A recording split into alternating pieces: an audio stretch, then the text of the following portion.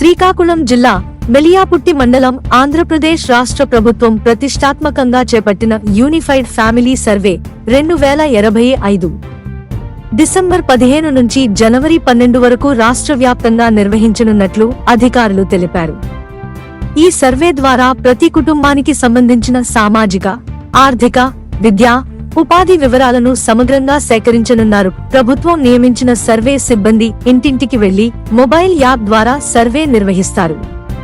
కుటుంబంలోని ప్రతి వ్యక్తి వివరాలను ఈ కేవైసీ విధానంలో నమోదు చేసి సర్వే పూర్తి చేస్తారు.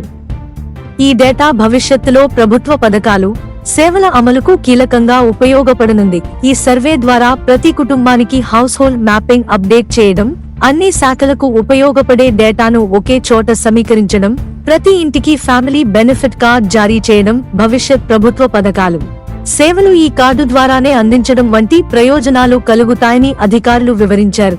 ఈ నేపథ్యంలో శ్రీకాకుళం జిల్లా మెలియాపుట్టి మండల ఎంపీడీఓ కార్యాలయంలో సర్వే సిబ్బందికి శిక్షణ కార్యక్రమాలు నిర్వహించారు.